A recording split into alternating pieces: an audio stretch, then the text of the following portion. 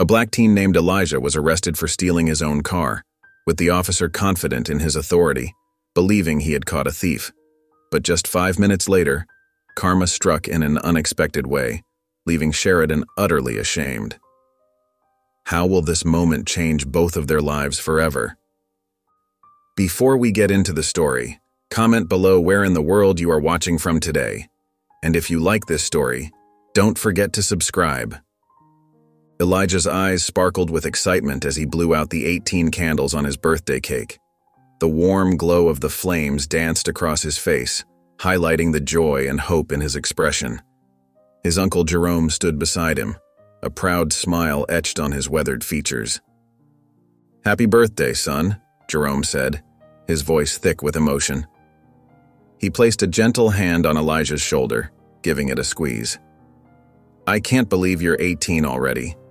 It feels like just yesterday I was teaching you how to tie your shoes." Elijah chuckled, his heart swelling with love for the man who had raised him since his parents' passing. "Thanks, Uncle Jerome. I couldn't have made it this far without you." Jerome's eyes misted over as he gazed at his nephew. "You've overcome so much, Elijah. Your parents would be so proud of you, just like I am.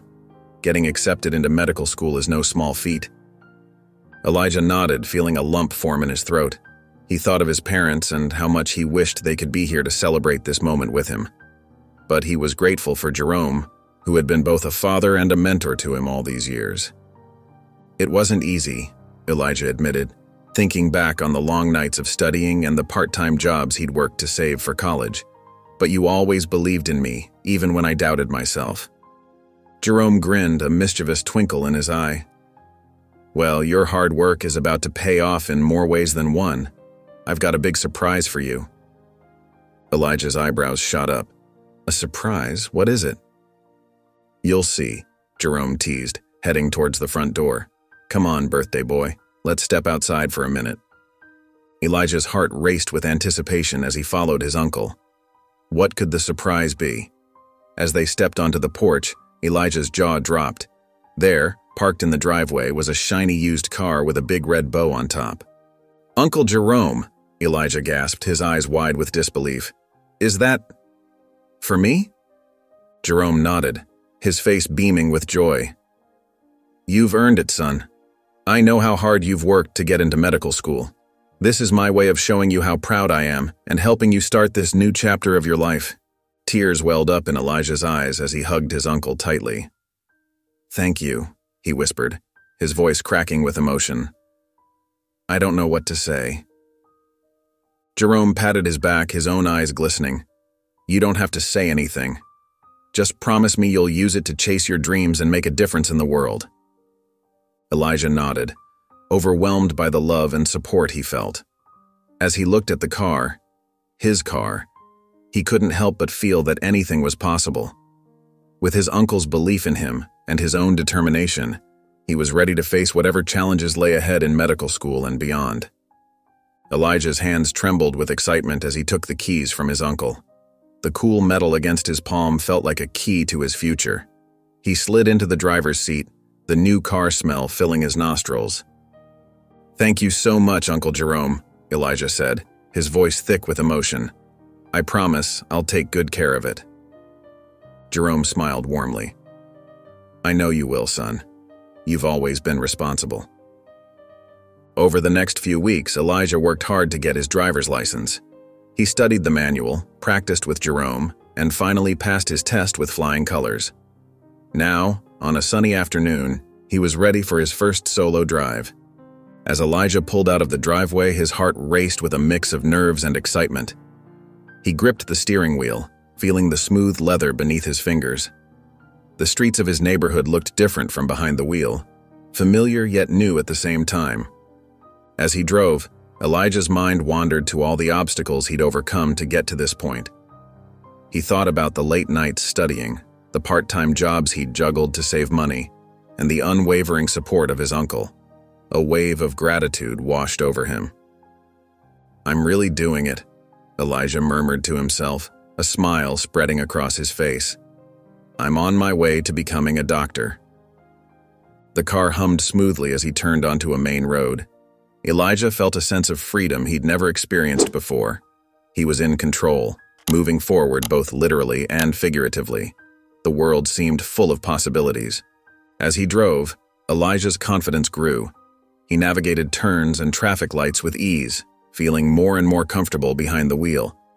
He found himself in a quiet neighborhood, admiring the well-kept houses and neatly trimmed lawns. Suddenly, a flash of blue and red in his rearview mirror caught Elijah's attention. His heart skipped a beat as he realized a police car was behind him, lights flashing. Elijah's heart raced as he pulled over to the side of the road.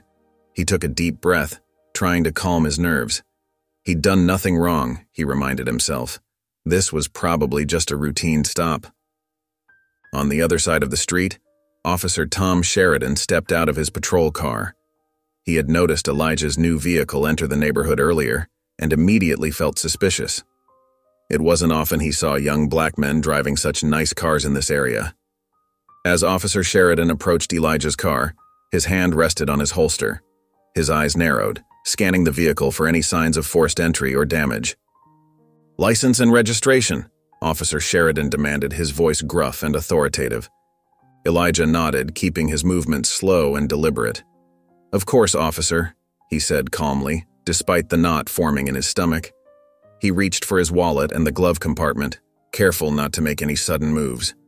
Officer Sheridan snatched the documents from Elijah's hands, his eyes darting between the papers and Elijah's face. His brow furrowed as he noticed the car was registered under a different name. "This vehicle is registered to a Jerome Williams," Officer Sheridan said, his tone accusatory. "Care to explain that?"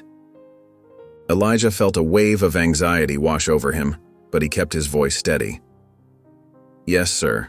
Jerome is my uncle. He bought me this car as a gift for my 18th birthday and getting into medical school." Officer Sheridan's expression hardened. He didn't believe a word of it. "Step out of the vehicle," he ordered, his hand tightening on his holster. Elijah's heart pounded in his chest, but he complied. He slowly opened the door and stepped out, keeping his hands visible. "Sir, I can assure you there's been a misunderstanding," Elijah said, his voice trembling slightly despite his efforts to stay calm. "If you'd like, we can call my uncle to confirm." "Quiet," Officer Sheridan snapped, cutting him off. "Put your hands on the hood of the car."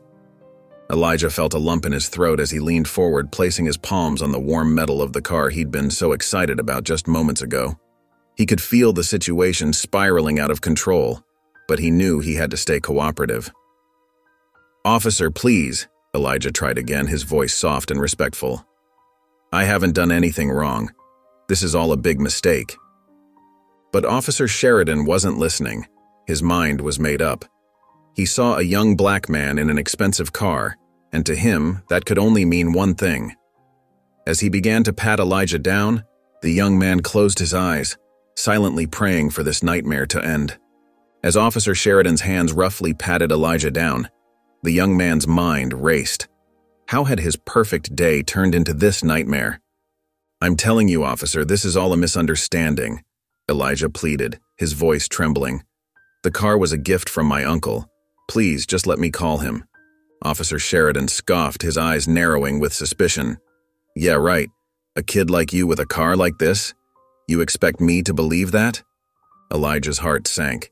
He realized with a jolt that Officer Sheridan's judgment wasn't based on facts, but on something much more painful: the color of his skin. "Sir, I swear I'm telling the truth," Elijah said, fighting to keep his voice steady. "I just got accepted to medical school. My uncle bought this car as a gift." But Officer Sheridan wasn't listening. His mind was made up. To him, the equation was simple. Young black man plus expensive car equaled trouble. As the tension mounted, people began to notice. Neighbors peeked out of windows and passers-by slowed their steps. A small crowd started to gather on the sidewalk, watching the scene unfold with a mix of curiosity and concern. "All right, that's enough," Officer Sheridan barked. "Turn around and put your hands behind your back." Elijah's eyes widened in disbelief. "What? No, please, you don't understand." "I said turn around." Officer Sheridan's voice rose, his hand moving to his handcuffs. With shaking hands, Elijah did as he was told. He could feel the eyes of the onlookers burning into him. Shame and anger battled inside him as he heard the cold click of the handcuffs closing around his wrists. "You're making a mistake," Elijah said, his voice cracking. "I haven't done anything wrong."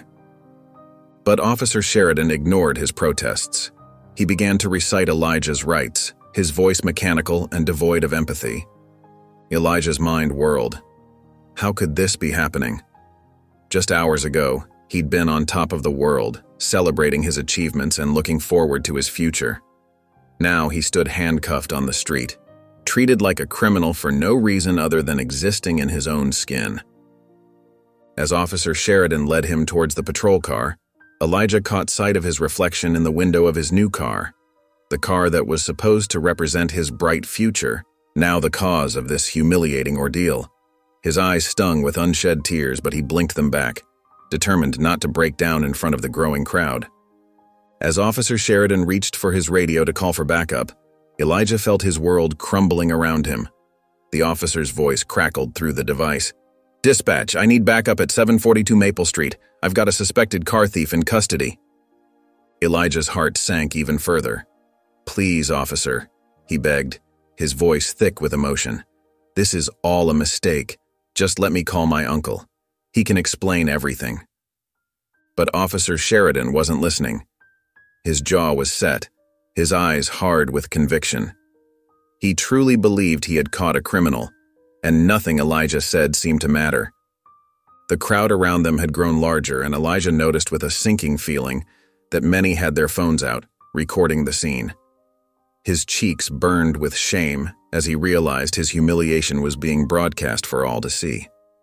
"Look," Elijah tried again, his voice barely above a whisper. "I'm telling you the truth. I'm not a thief. I'm just a kid who got a car for his birthday. Please, can't you see that?" Officer Sheridan scoffed. "Save it for the judge, kid. I've heard every excuse in the book." Elijah's eyes stung with unshed tears. How had this happened? Just hours ago, he had been on top of the world, celebrating his acceptance into medical school and the gift of his new car. Now, he stood handcuffed on the street, treated like a criminal for no reason other than the color of his skin. As they waited for backup to arrive, Elijah could hear the murmurs of the crowd. Some seemed sympathetic, others curious, but most just watched in silence, their phones capturing every moment of his humiliation. "Officer, please," Elijah tried one last time, his voice breaking. "I'm supposed to start medical school in the fall. I've worked so hard for this. Please don't let one misunderstanding ruin everything." But Officer Sheridan remained unmoved. His biases had blinded him to the truth, and in his mind, he was doing his job by apprehending a suspected criminal. As the minutes ticked by, Elijah felt a deep sense of despair settling over him. He thought of his uncle Jerome, of all the sacrifices he had made to give Elijah a better life. He thought of his dreams of becoming a doctor, of helping others. Would all of that be taken away because of one officer's prejudice? The sound of approaching sirens filled the air, and Elijah's heart sank even further. He closed his eyes, wishing he could wake up from this nightmare. But when he opened them again, nothing had changed. He was still there, handcuffed and humiliated, as backup arrived to assist in his wrongful arrest. As the backup police cars pulled up, their sirens wailing, a sleek black sedan screeched to a halt at the edge of the crowd. The door flew open, and out stepped Jerome Williams, his face a mask of fury and disbelief. "Elijah!" he shouted, pushing his way through the throng of onlookers. "What in God's name is going on here?" Elijah's head snapped up, relief washing over his face. "Uncle Jerome! I don't know what's happening. They think I stole the car." Jerome's eyes narrowed as he took in the scene, his nephew in handcuffs, surrounded by police officers. He marched straight up to Officer Sheridan, his presence commanding attention. "Officer," Jerome said, his voice low and dangerous, "I demand to know why my nephew is being treated like a common criminal." Officer Sheridan blinked, taken aback by the sudden appearance of this imposing figure. "Sir, this is a police matter. I'm going to have to ask you to step back." Jerome's eyes flashed. I will not step back while you violate my nephew's rights. I am Jerome Williams, civil rights attorney, and I can assure you that this car belongs to Elijah. I bought it for him myself." A ripple of shock went through the crowd. Whispers of Jerome Williams and the civil rights lawyer could be heard. People craned their necks to get a better look at the famous attorney. Officer Sheridan's face paled as recognition dawned. He had heard of Jerome Williams. Everyone in law enforcement had. The man was a legend in the courtroom, known for taking on high-profile civil rights cases and winning. "Mr. Williams?" Officer Sheridan stammered, his earlier confidence evaporating. I had no idea. We received a report of a suspicious vehicle in the area, and when I saw a young man driving an expensive car..." Jerome cut him off. "So you assumed he stole it? Based on what evidence, Officer Sheridan? The color of his skin?" The crowd murmured, many nodding in agreement with Jerome's words. Officer Sheridan looked around nervously, suddenly aware of the dozens of phone cameras pointed in his direction. "I was just following protocol," he said weakly, but even he didn't seem to believe his own words. Jerome stepped closer, his voice low but intense. "Your protocol is nothing but thinly veiled racism, officer. You had no probable cause to detain my nephew. Now, I suggest you remove those handcuffs immediately, or I promise you the lawsuit I file will make your head spin." The power dynamics had shifted dramatically. Where moments ago Officer Sheridan had been in control, now he looked small and uncertain. He fumbled with his keys, his hands shaking slightly as he moved to unlock Elijah's handcuffs. As the cuffs fell away, Jerome put a protective arm around Elijah's shoulders. "Are you okay?" he asked softly, his anger giving way to concern. Elijah nodded, rubbing his wrists. "I'm okay, Uncle Jerome, just shaken up." As Jerome stood protectively beside Elijah, a police cruiser with flashing lights pulled up to the scene. Two senior officers stepped out, their faces etched with concern as they took in the tense atmosphere. "What's going on here?" the older of the two asked, his eyes darting between Officer Sheridan and Jerome. Jerome straightened his shoulders, his voice calm but firm. "I'm Jerome Williams, civil rights attorney. This young man is my nephew, Elijah. Officer Sheridan here wrongfully detained him, assuming he had stolen the car I gifted him for his birthday." The senior officers exchanged worried glances. They knew Jerome's reputation well. "Is this true, Sheridan?" the younger officer asked, his brow furrowed. Officer Sheridan's face flushed red with embarrassment. He stammered, I thought the vehicle was suspicious. I didn't know." "You didn't know what?" Jerome interrupted, his voice sharp. "That a young black man could own a nice car without it being stolen?" The crowd murmured in agreement, many still recording the scene on their phones. The senior officers looked increasingly uncomfortable. "Mr. Williams," the older officer said, trying to defuse the situation. "We apologize for this misunderstanding.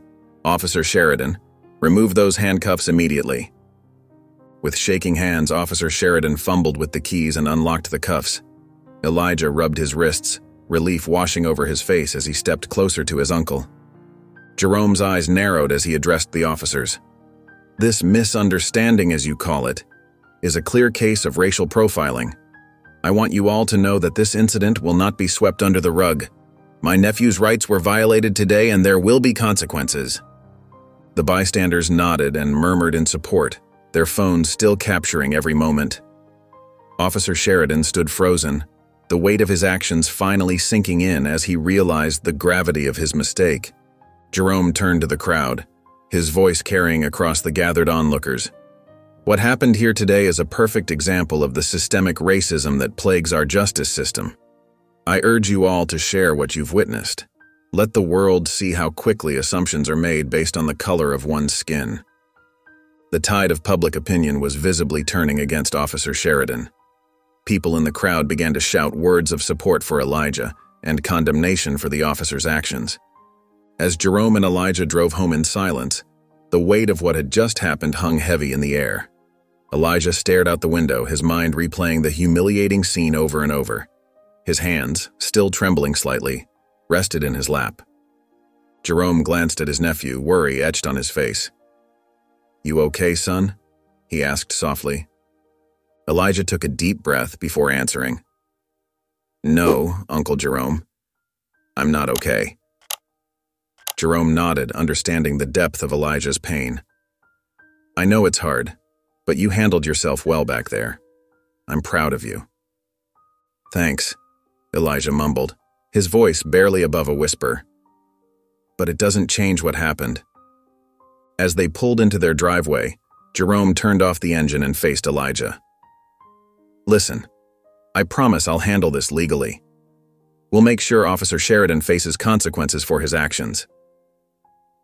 Elijah's eyes flashed with a mix of anger and determination. That's not enough, Uncle Jerome. This isn't just about me. It's about every person who looks like me, who could be in that same situation. Jerome sighed, recognizing the fire in Elijah's eyes. I understand you're upset, but sometimes it's best to let the legal system handle these things. You have your future to think about. But Elijah shook his head firmly. No, I can't just let this go, I won't. I need to speak out about what happened. People need to know. Elijah, Jerome said, his tone cautious. Speaking out could have consequences. It might affect your chances at medical school, your future career. Elijah's jaw set with determination. I don't care. If I stay silent, nothing will change. I have to do something, Uncle Jerome. I have to make sure this doesn't happen to anyone else. Jerome could see the resolve in his nephew's eyes. He recognized the same passion for justice that had driven his own career. While part of him wanted to protect Elijah from the harsh realities of fighting against systemic racism, he also felt a surge of pride at his nephew's courage. I understand how you feel, Jerome said softly. But promise me you'll think carefully before you act. We need to be strategic about this. Elijah nodded, his mind already racing with ideas. The humiliation he'd felt, the fear, the anger, all of it fueled his determination to make a difference. He knew the road ahead wouldn't be easy, but he was ready to face whatever challenges came his way. As the sun rose the next morning, Elijah sat at his desk, his fingers hovering over his laptop keyboard. He took a deep breath, steeling himself for what he was about to do. With determination in his eyes, he began to type. Yesterday, I experienced something no one should ever have to go through, he wrote. I was racially profiled and wrongfully arrested for driving my own car.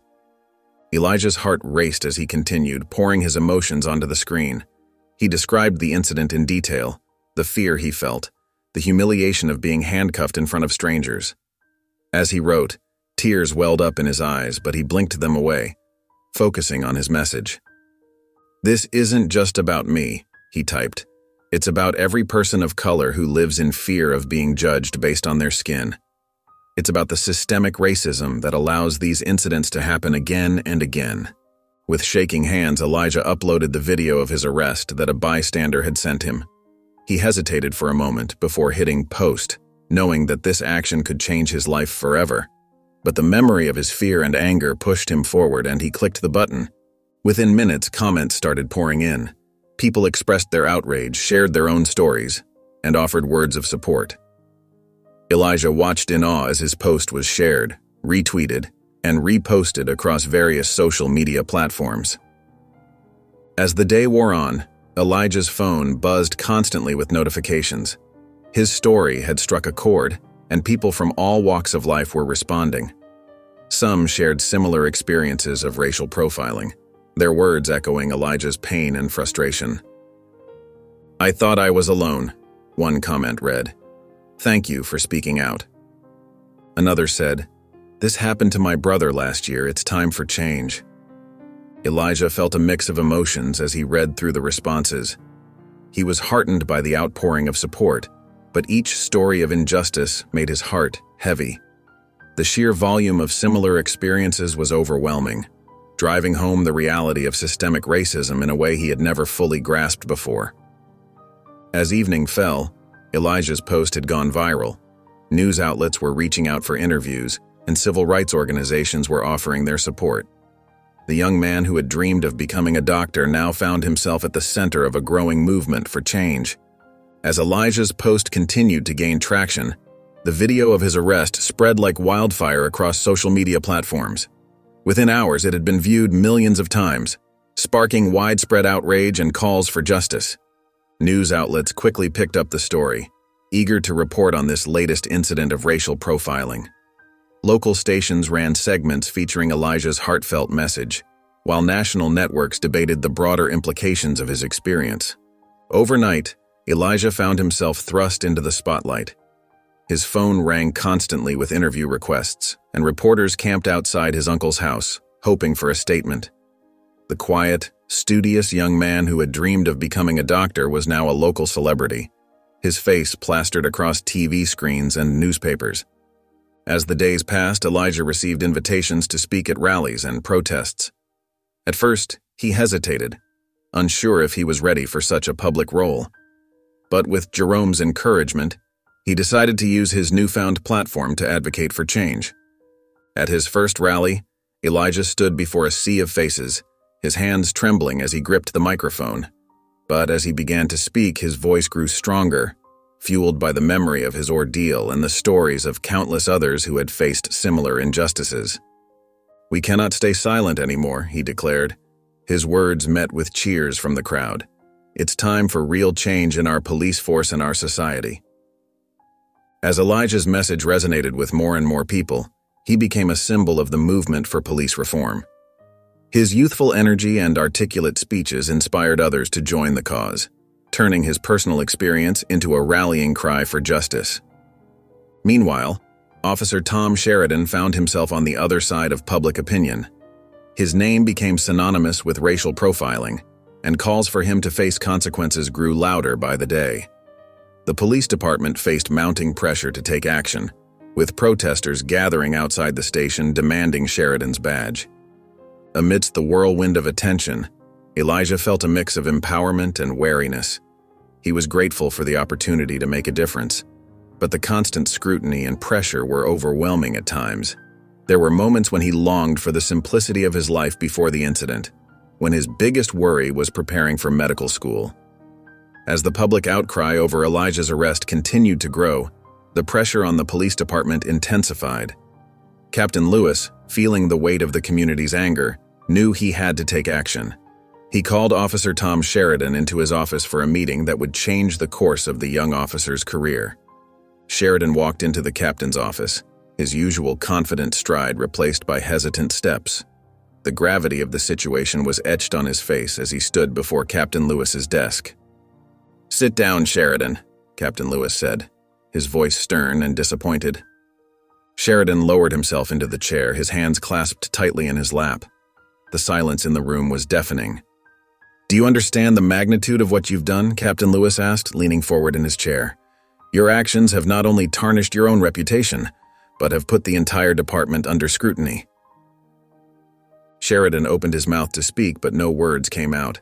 He simply nodded, his eyes fixed on the floor. "The public is demanding action, Sheridan," the captain continued. "We're facing protests, media scrutiny, and a loss of trust from the very community we're sworn to protect." Captain Lewis stood up and paced behind his desk, his frustration evident in every step. "I've decided to suspend you from duty for 1 month, effective immediately. Additionally, you'll be required to complete 100 hours of community service." The words hit Sheridan like a punch to the gut. He felt the air leave his lungs as the reality of his situation sank in. "But sir," Sheridan finally managed to say, his voice barely above a whisper, "I was just doing my job. I thought—" "No, Sheridan," Captain Lewis cut him off. "You weren't thinking. You let your biases cloud your judgment, and now we're all paying the price." Sheridan slumped in his chair, the weight of his actions pressing down on him. His mind raced with thoughts of his family, his colleagues, and the career he had worked so hard to build. It all seemed to be crumbling around him. "Use this time to reflect on your actions," Captain Lewis said, his tone softening slightly. "Learn from this, Sheridan. We need officers who can serve all members of our community fairly and without prejudice." As Sheridan left the captain's office, he felt like a shadow of his former self. The hallways of the precinct, once a source of pride, now felt oppressive and judgmental. He could feel the eyes of his fellow officers on him, some sympathetic, others disappointed. Walking to his locker to clean out his belongings, Sheridan's mind was a whirlwind of emotions. The pride he had once felt in his uniform was replaced by shame and uncertainty. He wondered how he would face his family, his friends, and most of all himself in the mirror. As Elijah continued to advocate for change, his days became filled with purpose and determination. He organized community dialogues, bringing together young people and police officers in an effort to bridge the gap of understanding between them. These meetings were often tense at first, but as people shared their stories and listened to one another, small steps towards mutual respect were taken. One sunny afternoon, Elijah stood before a group of high school students in the auditorium of Central High. His heart raced as he looked out at the sea of young faces, some curious, others skeptical.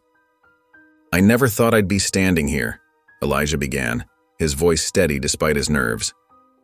"But sometimes life throws you into situations you never expected."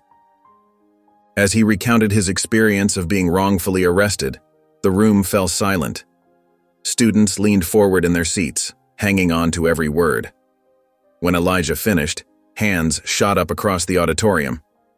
"Has anything changed since then?" one student asked. Elijah nodded. "Slowly, but yes, we're having conversations like this one, and that's a start." After the talk, a young girl approached Elijah, her eyes brimming with tears. "The same thing happened to my brother," she said softly. "I didn't know what to do." Elijah felt a lump form in his throat. He placed a gentle hand on her shoulder.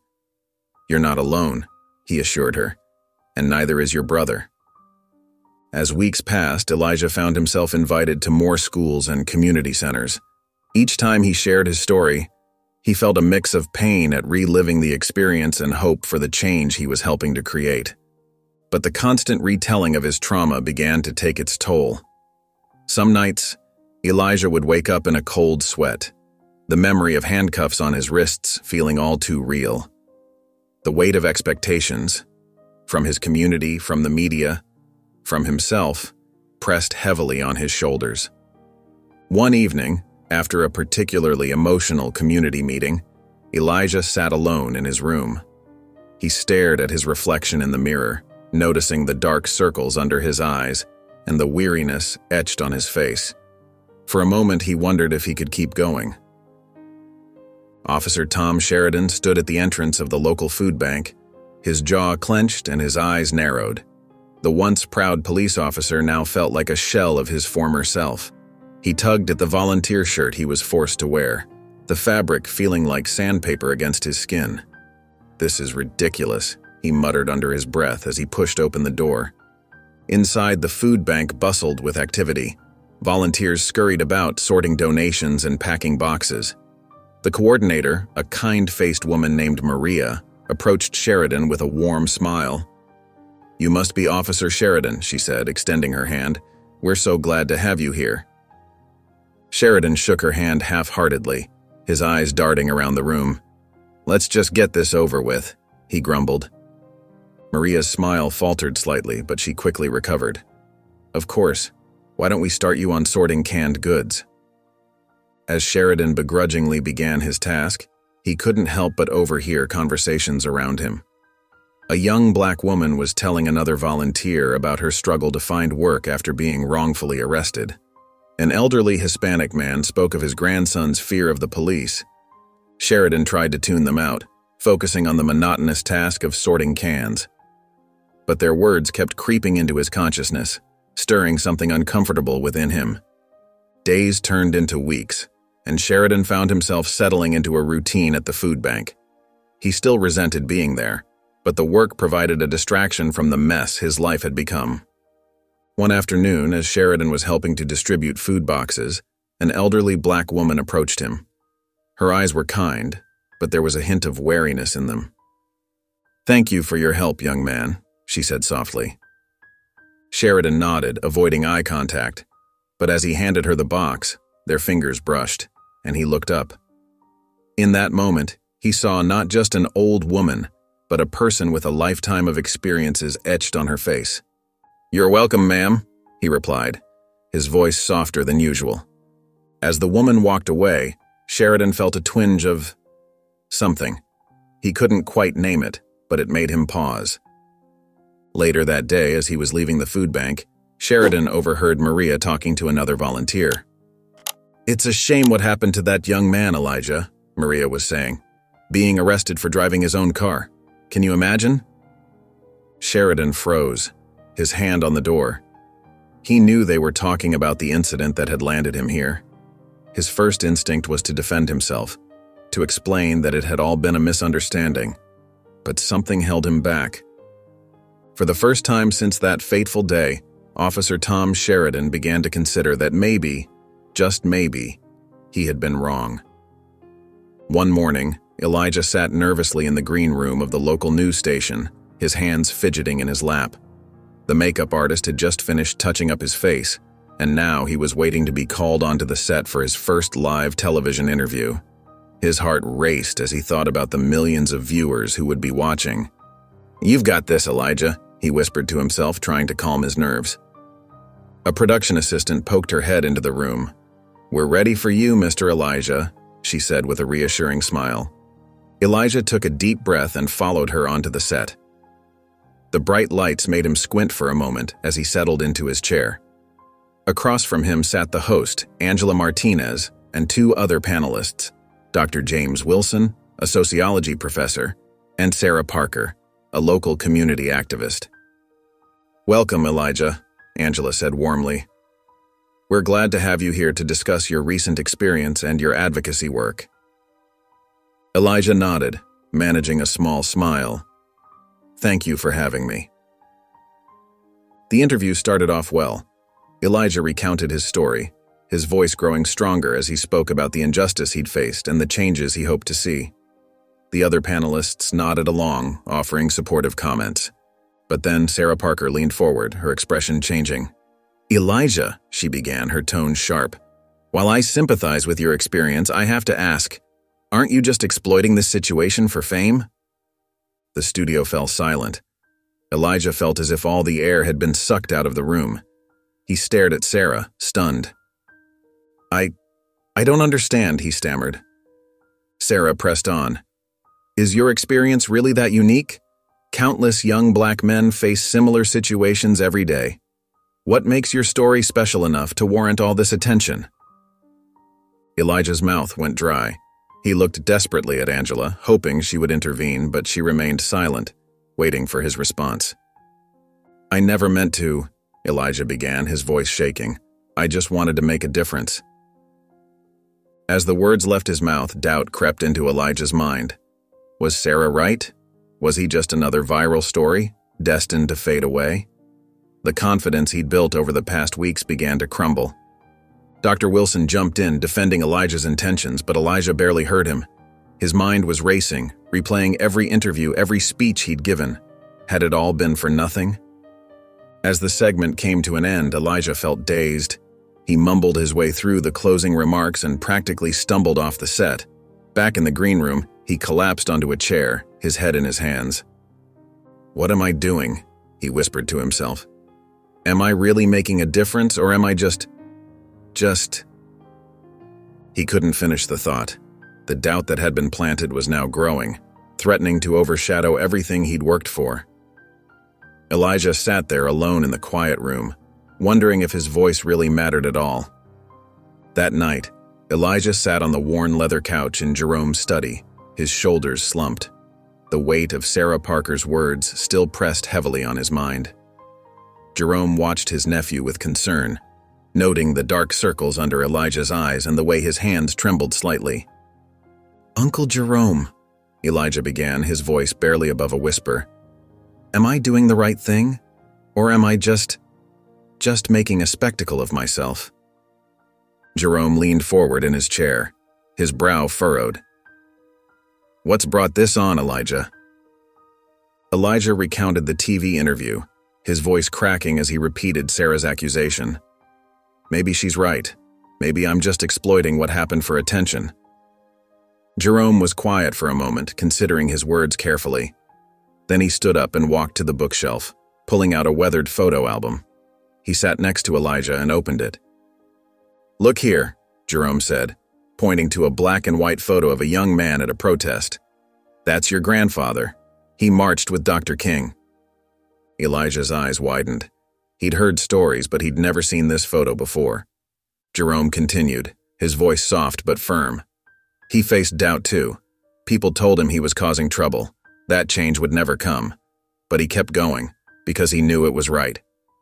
Elijah traced the photo with his finger, seeing the determination in his grandfather's eyes. "Change is slow, Elijah," Jerome said. "It's like planting a garden. You don't see results right away, but every seed you plant matters.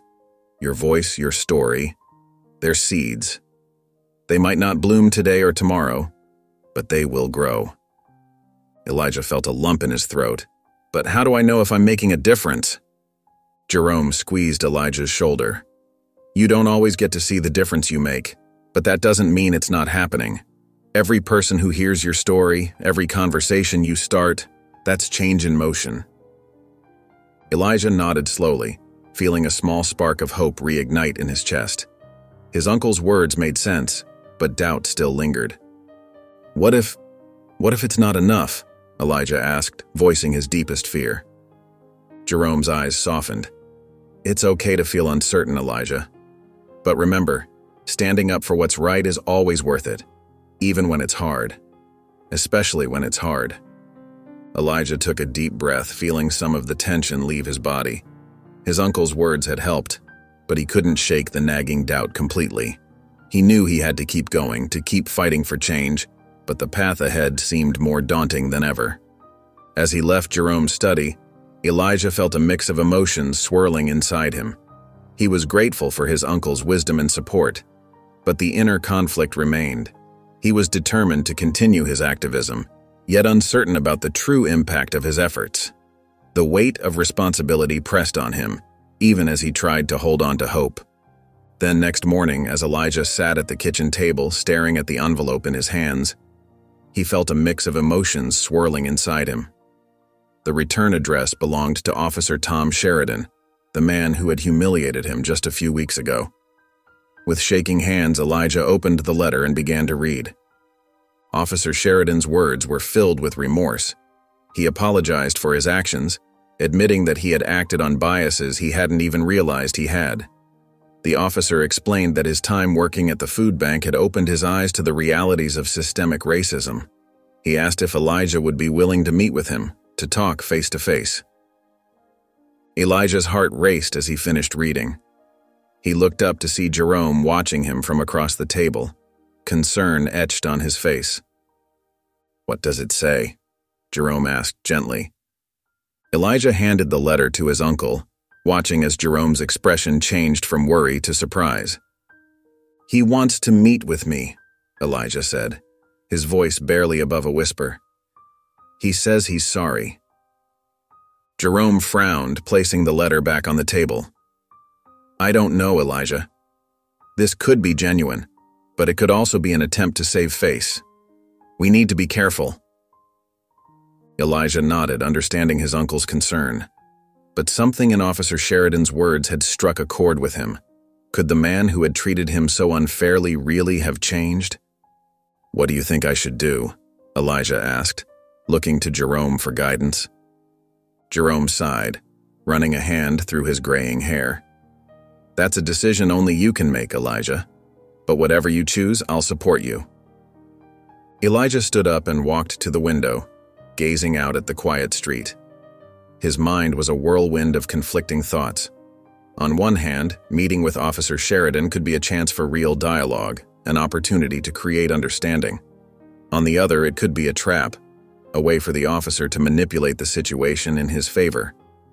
As he wrestled with the decision, Elijah couldn't help but think about the impact this meeting could have. If Officer Sheridan had truly changed, wouldn't that be a powerful story to share? But what if it was all an act? Elijah turned back to Jerome, his face a mask of uncertainty. "I don't know what to do," he admitted. "Part of me wants to hear him out, to see if he's really changed. But another part of me is scared. What if this is just another way to hurt me?" Jerome nodded, understanding the complexity of Elijah's feelings. "It's okay to be unsure, Elijah. This isn't an easy decision to make. After days of internal struggle, Elijah finally decided to meet with Officer Sheridan. He chose a small coffee shop in the center of town, a neutral ground where both could feel safe. As Elijah walked into the cafe, his heart pounded in his chest. He spotted Officer Sheridan sitting at a corner table, looking nervous and out of place in civilian clothes. Elijah approached the table, his steps slow and deliberate. Officer Sheridan stood up, extending his hand hesitantly. After a moment's pause, Elijah shook it, feeling the weight of the moment. "Thank you for coming," Officer Sheridan said, his voice quiet and filled with emotion. They sat down, an awkward silence settling between them. Elijah fidgeted with his coffee cup, unsure of where to begin. Officer Sheridan cleared his throat. "Elijah, I can't begin to express how sorry I am for what happened that day. My actions were inexcusable." Elijah looked up, meeting the officer's gaze. He saw genuine remorse in Sheridan's eyes. "These past few weeks," Sheridan continued, "they've been eye-opening for me. Working at the food bank, I've met so many people who've faced discrimination. It made me realize the harm I've caused, not just to you, but to others as well." Elijah listened intently, his own emotions a mix of anger, hope, and uncertainty. "I didn't even realize the biases I had," Sheridan admitted, his voice cracking. "I thought I was a good cop, doing my job. But I was wrong. So wrong. And it took this experience to make me see it." Sheridan paused, taking a deep breath. "I know I can't undo what I did to you, Elijah. But I want you to know that it's changed me. I'm committed to doing better, to being better." Elijah sat in silence for a moment, processing Sheridan's words. He could see the sincerity in the officer's face, the pain and regret etched in every line. "I appreciate you saying that," Elijah said slowly. "It doesn't erase what happened, but it's a start." Officer Sheridan nodded, relief washing over his face. "I know it's just a start. I have a lot of work to do, both on myself and in my community. But I'm committed to making that change." As they continued to talk, Elijah felt a glimmer of hope. Maybe, just maybe, this could be the beginning of real change. As Officer Sheridan continued to speak, Elijah listened intently, his initial skepticism slowly melting away. The former officer's voice trembled with emotion as he recounted his experiences at the food bank.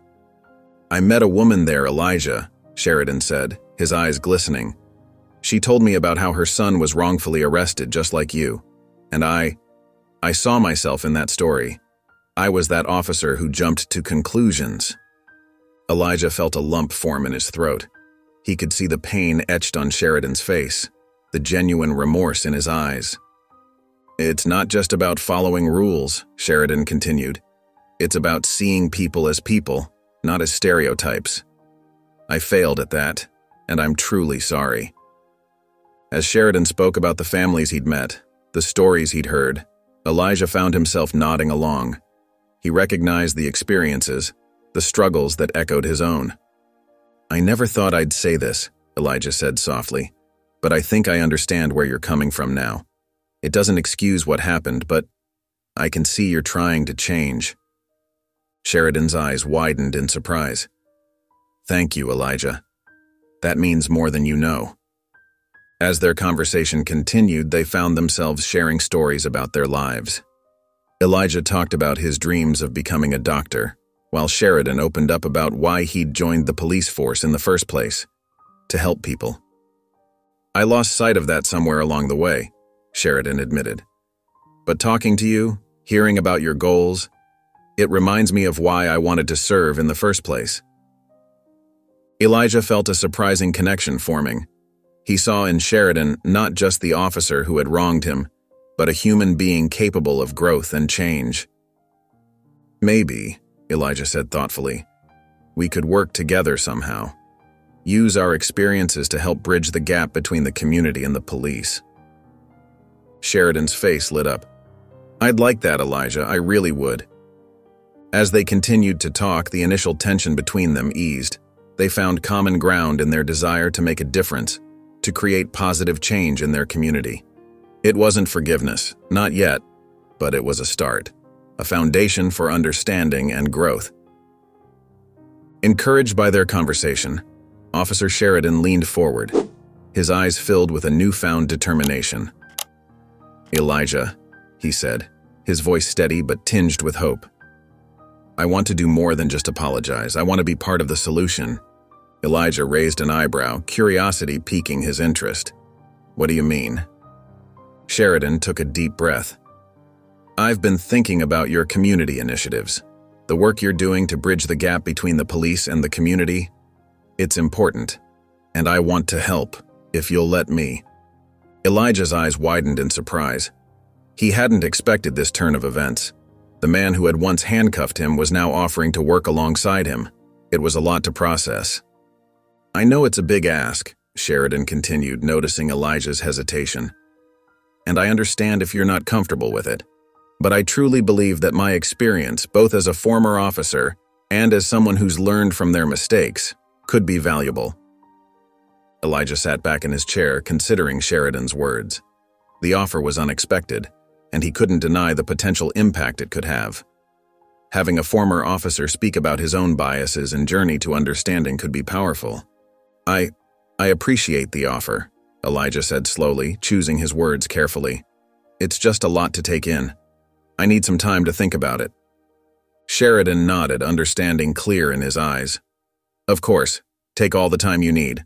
I just want you to know that I'm committed to making things right, not just with you, but with the entire community." As they continued to talk, Elijah felt a shift in the air between them. The tension that had been present at the start of their meeting had eased, replaced by a cautious but growing sense of possibility. For the first time since that fateful night, Elijah felt a glimmer of hope. He realized that there might be a way forward that included not just justice, but also forgiveness and reconciliation. It wouldn't be easy, and there was still a long road ahead, but the seed of possibility had been planted. As their meeting drew to a close, Elijah found himself saying, "I'll think about your offer, Officer Sheridan. I can't promise anything, but I'll consider it." Sheridan's face lit up with a mixture of relief and gratitude. "That's all I can ask for, Elijah. Thank you for giving me this chance." As they stood to leave, Elijah felt a weight lift from his shoulders. The anger and resentment he had been carrying since the incident hadn't disappeared entirely, but it had softened. In its place, he felt a tentative hope for the future, a future where understanding and change were possible, even in the face of past mistakes. Elijah walked into his uncle's study room, his heart still racing from the unexpected meeting with Officer Sheridan. Jerome looked up from his desk, his brow furrowing as he noticed the mix of emotions on his nephew's face. "Uncle Jerome," Elijah began, his voice slightly shaky, "I met with Officer Sheridan today." Jerome's eyes widened in surprise. "You did what?" he asked, his tone a mixture of concern and disbelief. Elijah took a deep breath and recounted the conversation he'd had with Sheridan. As he spoke, he could see the worry lines deepening on his uncle's face. When Elijah finished, Jerome leaned back in his chair, shaking his head. "Elijah, I understand you want to believe the best in people, but you need to be careful. Men like Sheridan don't change overnight." "I know, Uncle Jerome," Elijah replied, his voice growing stronger. "But I saw something in him today. He seemed truly sorry for what he did." Jerome sighed, his protective instincts kicking in. "Elijah, I've seen too many false promises in my time. People say they've changed, but what if he really has?" Elijah interrupted, his eyes shining with a newfound conviction. "What if this is our chance to make a real difference, to show that true change comes from understanding and forgiveness?" Jerome studied his nephew's face, seeing a wisdom there that he hadn't noticed before. "You really believe that, don't you?" Elijah nodded. "I do. I think if we want to see real change, we have to be willing to give people a chance to make things right." Jerome stood up and walked around his desk, placing a hand on Elijah's shoulder. "You know, sometimes I forget how much you've grown. You're wiser than I give you credit for." Elijah smiled, feeling a warmth spread through his chest at his uncle's words. "I learned from the best. he said softly. Jerome chuckled, then his expression turned serious. You're right about one thing, Elijah. Healing and working together are important. But promise me you'll be careful. Don't let your guard down completely. I promise, Uncle Jerome, Elijah replied. I'll be careful. But I also think this could be the start of something important. As they continued to talk, Elijah felt a deep sense of gratitude for his uncle's guidance and support. Together, they discussed the possibilities and challenges that lay ahead, both aware that they were stepping into uncharted territory. But with each passing moment, the idea of working towards a better future, even with someone like Officer Sheridan, seemed less like a distant dream and more like a tangible reality. Elijah and Officer Sheridan stood side by side in front of a small crowd gathered at the community center. The tension in the room was palpable as people whispered and cast wary glances at the unlikely pair. Elijah cleared his throat and began, "Thank you all for coming today. We're here to start a conversation, one that's long overdue." Officer Sheridan nodded, his face a mix of nervousness and determination. "We know many of you have doubts about this program, and we understand why. But we're committed to making real change in our community." As they outlined their plans for the new outreach program, Elijah could see the skepticism on some faces slowly giving way to curiosity. He explained how they would be leading workshops for police officers, focusing on understanding and addressing racial bias. "It's not about pointing fingers," Elijah said, his voice steady and clear. "It's about opening our eyes and hearts to each other's experiences." Officer Sheridan then stepped forward, his hands trembling slightly as he began to speak. "I want to share my own journey with you all," he said, his voice thick with emotion. "I was that officer who let his biases cloud his judgment. I made a terrible mistake and I hurt someone who didn't deserve it." As Sheridan recounted his experience with Elijah and the subsequent journey of self-reflection, the room fell silent. People leaned forward, listening intently to his words of regret and hope for redemption. Over the next few weeks, Elijah and Officer Sheridan threw themselves into their work. Elijah led workshops for police officers, using his own experience as a starting point for deeper discussions about racial profiling and its impact on the community. In one session, Elijah stood before a group of officers, his heart pounding but his voice steady. "I want you to imagine how it feels," he said, "to be treated like a criminal for simply existing in your own skin." The officers shifted uncomfortably, but Elijah could see the wheels turning in their minds. Some nodded, others looked down, but all were listening. Meanwhile, Officer Sheridan focused on speaking to community groups, especially young people.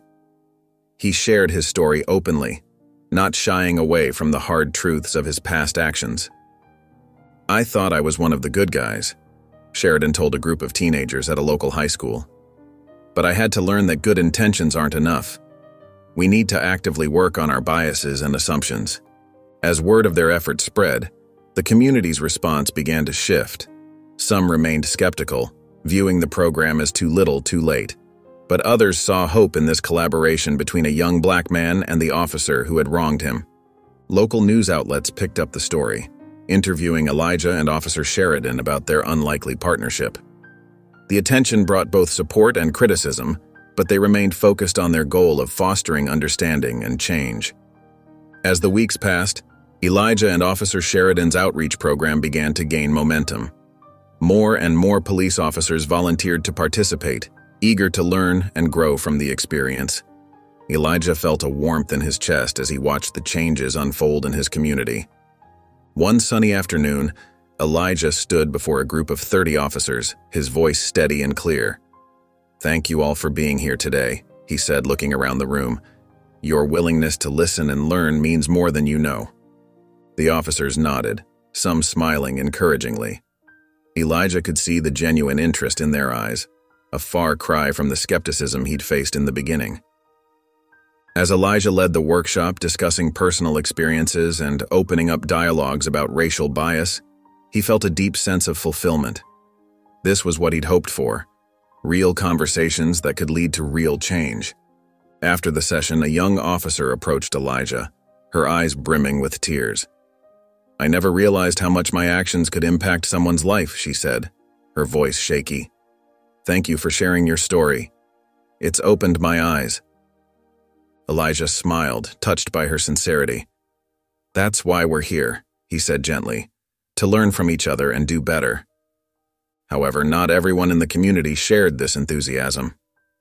As Elijah walked home that evening, he overheard a group of people talking outside a local coffee shop. I don't buy it, one man said, shaking his head. That Officer Sheridan, he's just trying to save face. How do we know he's really changed? Elijah felt a twinge of disappointment, but he pushed it aside. He knew change wouldn't happen overnight, and there would always be doubters. Instead of letting it discourage him, he focused on the progress they'd made so far. At home, Elijah shared his mixed feelings with his uncle Jerome.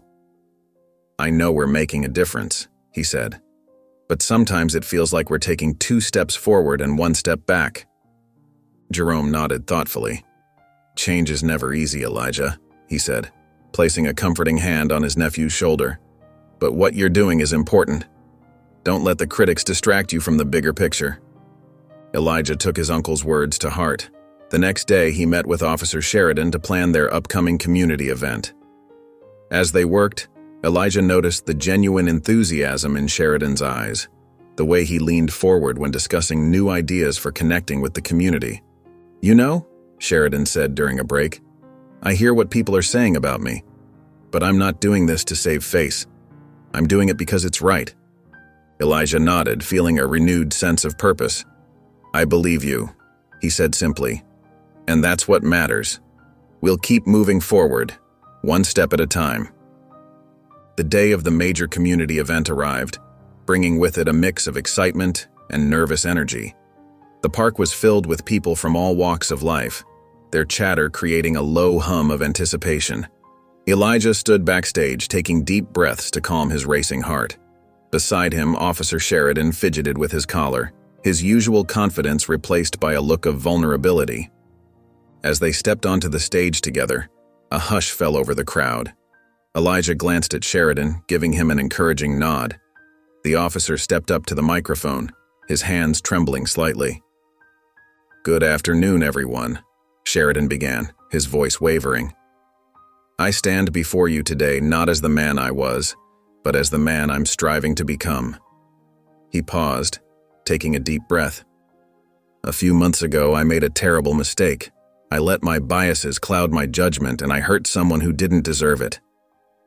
The crowd listened intently as Sheridan recounted the incident with Elijah, his voice growing stronger with each word. That day changed my life, he continued. It forced me to confront the prejudices I didn't even know I had. It's been a difficult journey, but a necessary one. Sheridan's eyes glistened with unshed tears as he spoke about the lessons he'd learned through community service and working with Elijah. I've learned that true strength comes from admitting our mistakes and working to make things right, he said. I'm committed to being part of the solution, to helping bridge the gap between law enforcement and the community we serve. As Sheridan stepped back, the crowd applauded, many wiping away tears. Elijah took a deep breath and approached the microphone. He looked out at the sea of faces, feeling the weight of the moment. When I was wrongfully arrested that day, Elijah began, his voice steady and clear. I felt angry and hurt. I wanted justice. But what I've learned since then is that true justice isn't about punishment. It's about growth and change. Elijah spoke from his heart, sharing his journey from anger to understanding. Forgiveness isn't easy, he said, but it's necessary if we want to move forward. We can't change the past, but we can shape the future by working together, by listening to each other, and by being willing to learn and grow. As Elijah continued his speech, he could see the impact his words were having. People in the crowd nodded, some reaching out to hold hands with those next to them. He felt a sense of connection, of shared purpose, that filled him with hope. Change doesn't happen overnight, Elijah said, his voice rising with passion. It takes time, effort, and patience. But if we commit to understanding each other, if we approach each other with open hearts and minds, we can create lasting change. We can build a community where everyone feels safe, respected, and valued. As Elijah finished speaking, the park erupted in applause. The sound washed over him like a wave, and he felt a sense of peace settle in his chest. He looked out at the crowd, seeing faces filled with hope and determination. In that moment, Elijah knew that their efforts were making a difference. They were planting seeds of change that would grow into something beautiful. As the community event came to a close, Elijah felt a sense of accomplishment wash over him. The crowd's energy was palpable, filled with hope and determination. He glanced at Officer Sheridan, who stood nearby with a look of genuine gratitude on his face. Weeks passed, and the impact of their joint efforts continued to grow. The Youth Police Dialogue initiative they had started gained momentum, attracting more participants from both sides. It wasn't long before the local community center offered to host their meetings permanently. On a warm Saturday afternoon, Elijah arrived at the community center, his backpack heavy with medical textbooks. He'd been up late studying for an exam, but nothing could dampen his spirits today. As he walked through the doors, he saw Jerome and Officer Sheridan already there, setting up chairs for the day's session. "There he is," Jerome called out, his face beaming with pride. "The man of the hour." Elijah grinned, embracing his uncle. "I'm just glad to be here," he said, his voice humble but filled with purpose. Officer Sheridan approached, extending his hand. "Elijah, I can't thank you enough for all you've done," he said, his eyes sincere. "This program, it's changing lives, mine included." Elijah shook Sheridan's hand firmly. "We're all in this together," he replied. "That's what makes it work." As they prepared for the day's dialogue session, Elijah couldn't help but reflect on how far they'd come.